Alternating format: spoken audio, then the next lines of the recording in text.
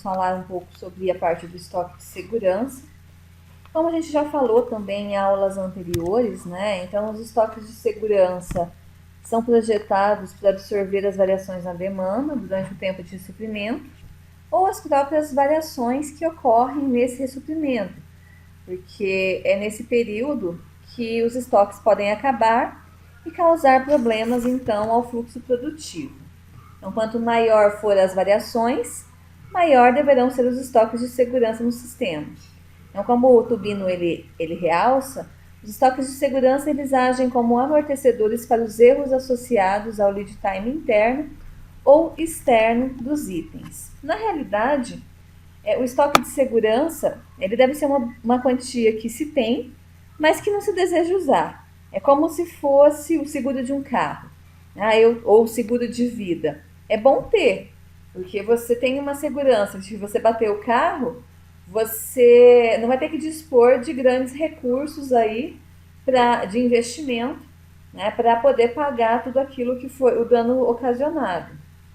O estoque de segurança é a mesma coisa. Então, você é bom ter, mas não que realmente você queira utilizá-lo.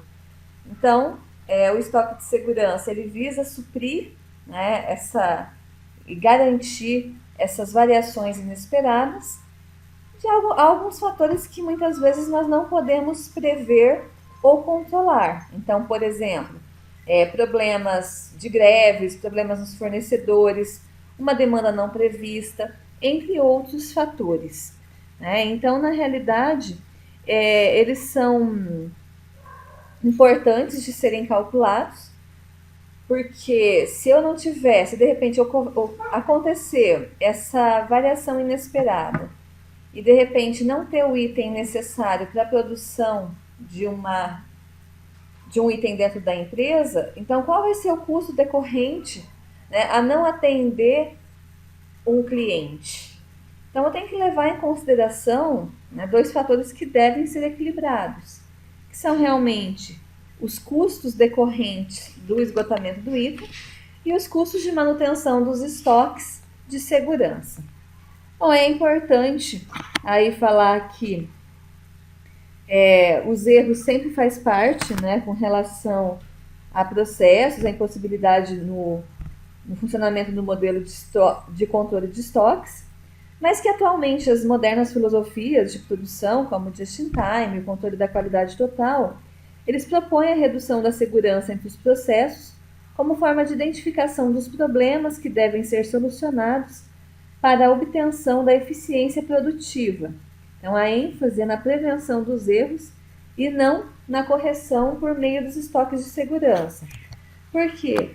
Porque se nós temos um estoque de segurança muito alto, nós temos que ter um capital investido muito grande também dentro da empresa, né? Então, é sempre importante a gente avaliar os custos de manutenção, né? Então, aqui como colocado, nós podemos calcular os custos de manutenção de um certo nível de estoque de segurança, atribuindo-lhe, então, uma taxa de encargos financeiros e, por outro lado, o custo de falta, na prática, não é facilmente determinável. Então, nem sempre. Aí, quanto eu vou saber qual vai ser o custo da falta de um item? Então, na realidade, as decisões gerenciais elas são tomadas em cima de risco que nós queremos assumir, né? Ou seja, qual o fator que indiretamente vai significar se imputarmos um custo de falta a um dado item, né?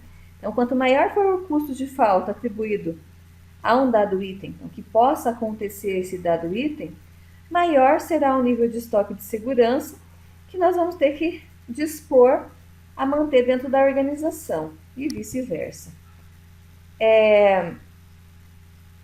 A determinação, então, do risco em que nós desejamos correr é o que em logística nós falamos sobre o nível de serviço do item. Ou seja, o que é o nível de serviço? É a função de quantas faltas nós vamos admitir durante um período de planejamento como sendo suportável para um dado item. Ou seja, então se nós temos que... Então, eu tenho um item que tem frequência de reposição, reposição semanal 52 vezes. esse item ele pode faltar 4 vezes. Então, qual é o nosso nível de serviço esperado? Então, para esse caso, nós temos assim um nível de serviço, então uma política de serviços para o cliente de 92%, tá? Então, aqui nesse fator, a gente considera que a demanda durante o tempo de ressuprimento, ela segue uma distribuição normal. Então, nós podemos relacionar os níveis de serviço com o número de desvios padrões a serem cobertos pelos estoques de segurança. Então, o estoque de segurança é uma parcela adicional, que é o K, né? Então, a gente vai avaliar esse nível de serviço em relação a essa parcela adicional, que é expressa em termos de desvios padrões associados a determinados riscos que devemos manter de itens em estoques para suportar, então, uma demanda máxima superior à demanda média. Ok? Então, sempre eu vou considerar, né, que a demanda durante esse tempo segue essa distribuição normal, relacionando o nível de serviço e os desvios padrões. Então, desse modo, né, considerando essa distribuição normal, nós podemos utilizar essa equação, né, da distribuição normal para definir, então, a quantia a ser mantida em estoque de segurança, relacionando o nível de serviço com o número de desvios padrões, né, ocorridos aí durante o processo. Então, aqui nós temos um exemplo, né, utilizando esta equação que foi apresentada a vocês. Então, nós temos um item com uma demanda média de 200 unidades por mês e desvio padrão de 15 unidades. E o nível de serviço esperado pela empresa é de 85%, ou seja, nós podemos falhar 15% aí das nossas entregas. Então, qual seria o nosso estoque de segurança a ser mantido pela empresa? Então, considerando que o nível de serviço aqui é de 85%, o nosso K, né, que é uma parcela adicional relacionada, né, ao estoque de segurança em nível de serviço, seria de 1,03.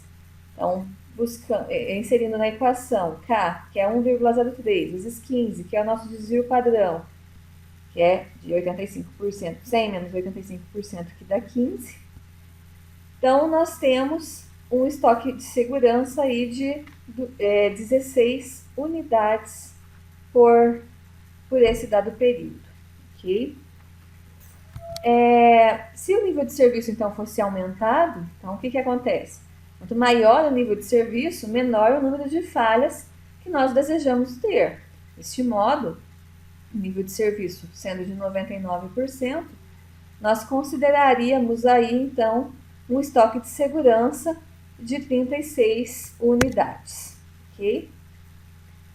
Bom, em sistemas computacionais, então, é mais simples às vezes nós trabalharmos com o valor do desvio médio absoluto do que o próprio desvio padrão. Então, geralmente, né, dentro dessas fórmulas do desvio médio absoluto, nós temos que esse desvio médio é de aproximadamente 1,25 desvios padrões.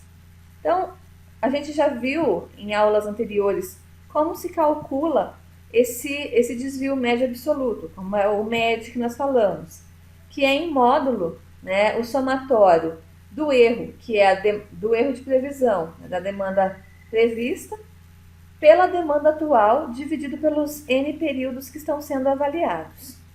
Nesse caso, com esse exemplo aqui, nós temos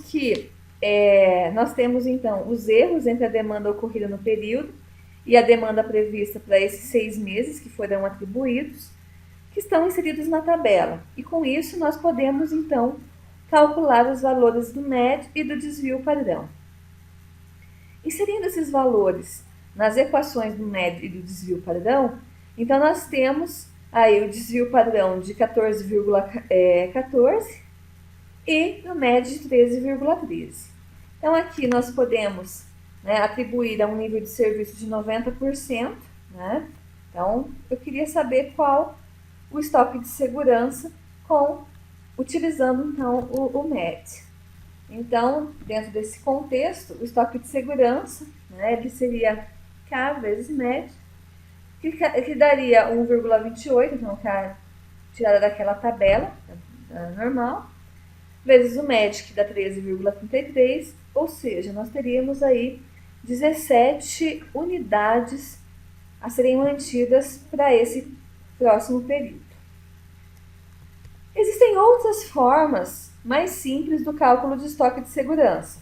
Por exemplo, considerá-lo como uma porcentagem da demanda durante o tempo de ressuprimento, ou usar uma distribuição mais simples, como por exemplo a de Poisson, onde o desvio padrão é a raiz quadrada da demanda média.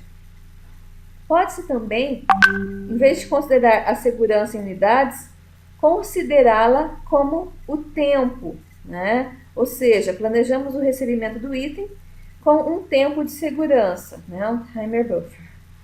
Então, desse modo, a gente garante que o item chegará em tempo para o seu consumo. Alguns consideram também que os estoques de segurança só devem ser planejados para itens de demanda independente, ou quando emprega-se modelos de controle de estoques que consideram itens como independentes entre si. Em modelos, em algumas situações, como nós temos recurso gargalo ou lead time muito variável, pode-se fazer também que projeta segurança dentro dos itens dependentes. Então, aqui, essa parte de estoque de segurança é um fator que é extremamente necessário para nós determinarmos, então, porque como existem os riscos inseridos no nosso sistema, então, para garantir que não haja as faltas, e essa é uma das formas, então, de se calcular para ter um valor médio, pelo menos, para garantir que se houver falhas no nosso período de ressuprimento, nós tenhamos condições, então, de manter os nossos processos em dia. Então, posteriormente, tem algumas atividades nos slides para vocês realizarem, a fim de vocês treinarem, então, os meios de se calcular os estoques de segurança. Qualquer dúvida, entre em contato e até mais.